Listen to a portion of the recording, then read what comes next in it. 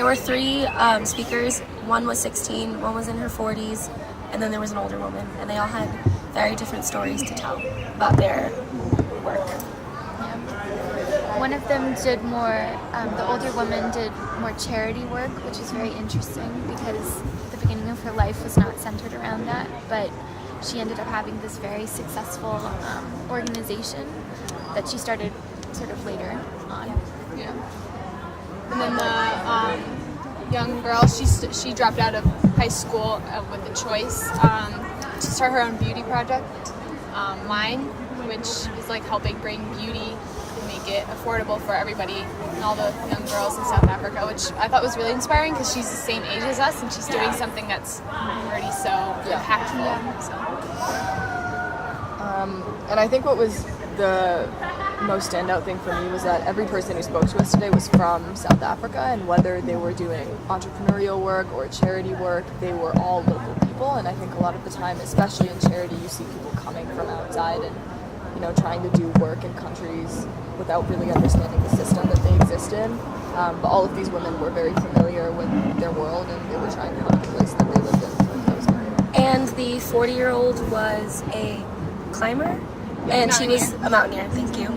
And she was the first colored woman to climb Mount Everest, which was really cool. So she told us her story and how it affected her life. Yeah, and how she was at the base camp for the 1996 climb, which is what like Everest was all about. So I thought that was very interesting that she was like firsthand experiencing that. I also really like the story that the older woman told, because it wasn't like she sought out the charity work. It kind of like Came to her. fell in her lap, and she totally like changed up her life to help these girls, which I felt was especially inspiring. And all the statistics she shared about the number of girls that she's helped that have gone to university, et cetera, was I was very inspired by the mountaineer. I'm forgetting her name, but she just, I don't know, something really resonated with her, just like her determination to climb, because when she just like signed up with no experience, and I think that was very inspiring. I think for me, the 16-year-old was very inspiring because she's our age, and you see like how much of a business she's already created and how like much she's accomplished at such a young age. And I thought something that the mountaineers said about it, she sort of connected all of their stories together.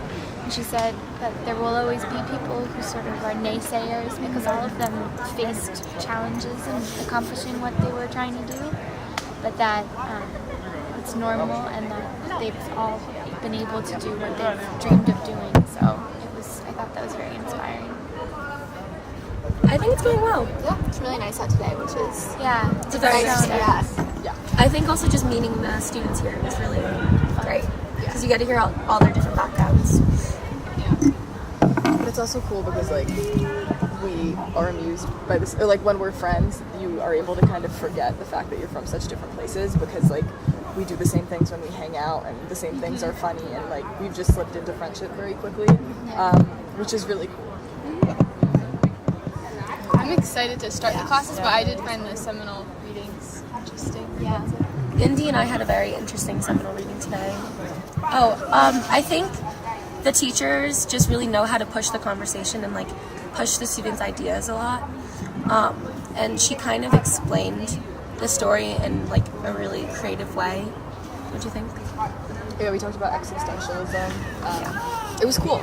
It was very different. They're very based in philosophy, which I thought was interesting because I feel like we don't talk about that a lot at Porter's. And I don't know, it was just very interesting to be speaking so theoretically and like so deeply about a philosophical concept. And like Christina and I are in the same Seminole reading group, and it's really cool to see all like the real world application of the things that we're talking about.